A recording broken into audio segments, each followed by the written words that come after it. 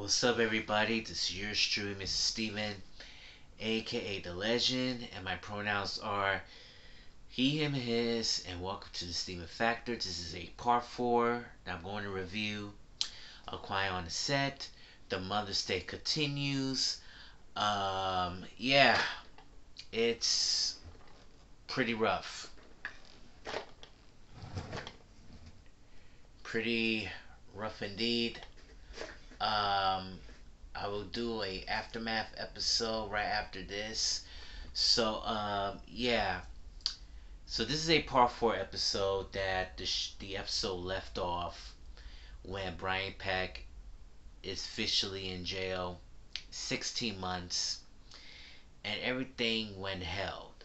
All the actors and actresses are supporting Brian Peck during his wrongdoings, including some former cast members from Boy Meets World and Growing Pains. I was shocked and stunned that this childhood was ruined, both millennials and Gen Zs. Now, as you may know, I was born and raised in Brooklyn, New York, in Crown Heights on March 22nd, 1989. I love Nickelodeon. I love Disney Channel. I love Cartoon Network. These all are my vibes. But as an adult, as a 35-year-old man, knew what the hell was going on during the behind the scenes. They definitely might get into you. They really definitely might get into you. And all the cast members decide trying to break their silence. And they always want to be part of the show. They always have their dreams to make up. And now everything is completely messed up. And that person, what I'm talking about, is Dan Schneider. On the fourth part of this series, everything is relief of Brian Peck, and yes, all the people have been supported all the way. But during that time, they officially apologized about Brian Peck. Also, there's a new era coming on. iCarly, Victorious, Sam and Cat. And all of a sudden, Dan Schneider becomes as a golden boy. And everything was completely normal, right? Wrong. It's going to back to square one all over again. Now, a long time ago, he's very disrespectful to all the employees. And now, he's very disrespectful to the kids. A lot. And what he did, it was completely wrong. I saw it. I think Dan Schneider, what he did was completely inappropriate. And even the TV shows that he created were also inappropriate. Humors was so inappropriate as well. Talking about feet, talking about smack a sausage, talking about this the exercise equipment feels like you've been jerking off. That was sexual behavior right there. That was like fantasize himself.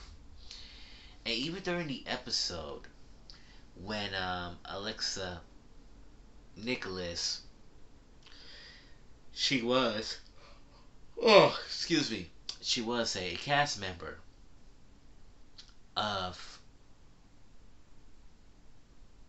iCarly. They do this prop thing, and all of a sudden, she accidentally squished with Jamie Lee Spears. And during at the background, for the first time, people started to laugh.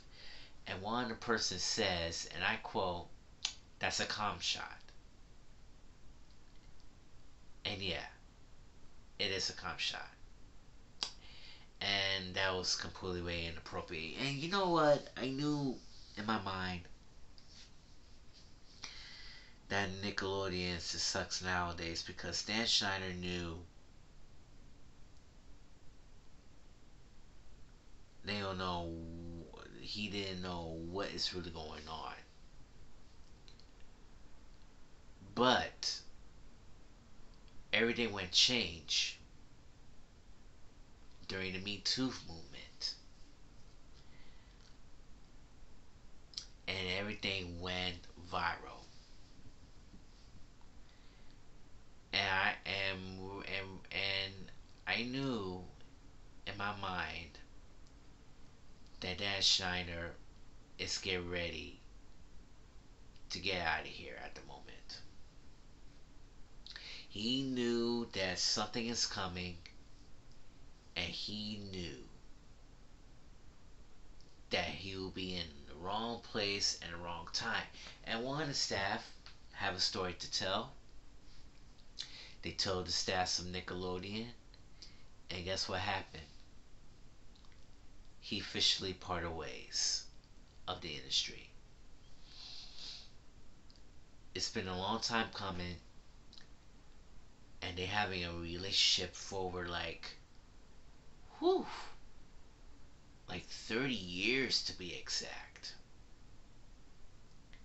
Since he became a producer of all that in 1994. Wow. He went far from grace. Um,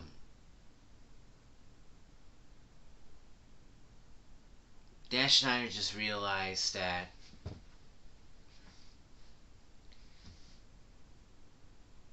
it feels like Nickelodeon's his home. And he wanted to try and treat respectfully to become a better boss. And now you're trying to do the same thing to the kids, just like you treat your own staff. That's not how the boss works. If you're being a boss, you have to become a leader. That's number one. And when you communicate with all the staffs, you have to treat them as a boss, you have to treat them fairly and respectfully. But don't you ever disrespect to the staffs and for the kids. And why you disrespect the kids? Why you call them pigs and idiots and all kind of stuff?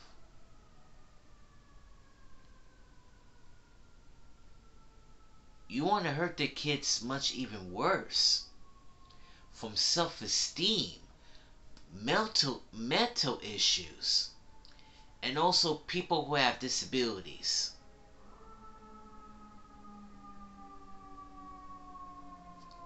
Crazy. Totally crazy. And I truly apologize. That was a sirens of the fire truck and all kinds of stuff. It was completely annoying. But what he did, it was completely unacceptable. That was a total toxic environment. That was a total toxic environment right there. A total toxic environment.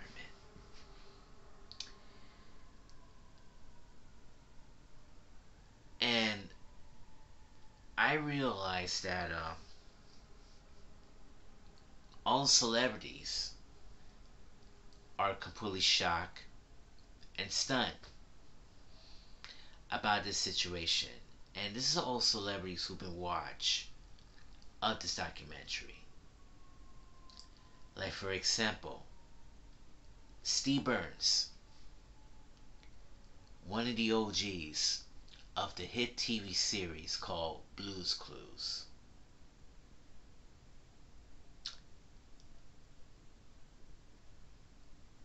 I love Steve Burns. I grew up with that show. And he used a TikTok video breaking the fourth wall and says, and I quote, "Hey everybody, just checking in to see how you doing. Uh-huh. Yeah. Uh-huh. Everything will be okay. You look great, by the way." And he said that both Nickelodeon and Nick Jr. are different stations. They film in New York City, and also Nickelodeon film in LA. But just remember, originally they do it at Nickelodeon Studios in Orlando, Florida. But they decide to tone it down and move it to the West Coast. And that's why Dan Schneider jump in and do some toxic environment over there. Jahia White from Family Matters, he saw the whole thing. Also, one of the actor's mother supporting Dan Schneider, and it was completely ridiculous. Um, the cast of Ned's school classified guy trying making fun of Drake Bell's testimony, which is completely bullshit. And the jury apologized after that. And I don't watch it, and that was way too disrespectful. But also, Mark Summers was in that too. And you know what? That bothers me, to be honest, and that pops up coming out of my head. Here's a question which is coming out of my mind. Why the hell you bring Mark Summers into this? Why the hell you bring Mark Summers into this? He doesn't involve with Dan Schneider. He and Dan Schneider never met.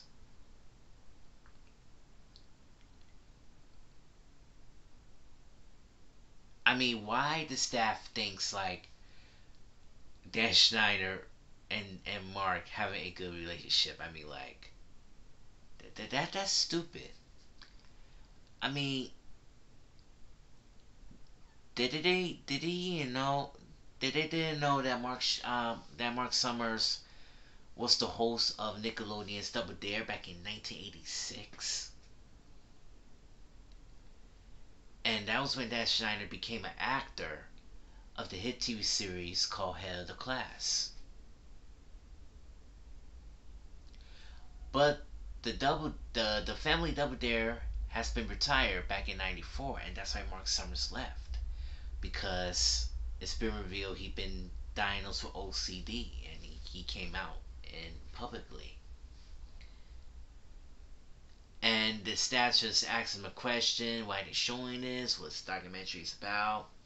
And guess what? He get off the set. Bravo. Bravo. Yep, he got off the chair and walked off because Mark Summers didn't involve with this. He didn't met Dan Schneider. How dare you cry on the set? You should probably owe Mark Summers' apology. But you know why? The reason why you want to bring Mark Summers into this is all about, yeah, money. It's all about money. He or she will say, hey, let's bring Mark Summers into this. He knows about Dan Schneider. But he and Dan Schneider never met.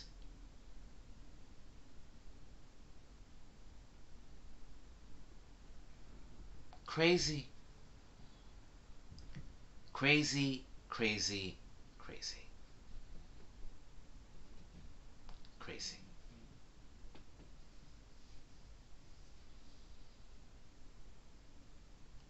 But you know what?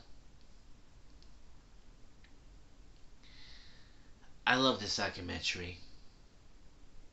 I really love all the former actors had their stories to tell, and they will definitely gonna say it more until the end of this month through summer. Coming up in this video, the aftermath, and then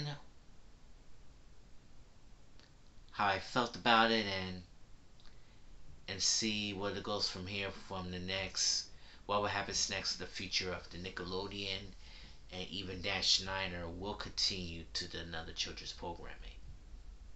That'll be my thoughts. Stay tuned.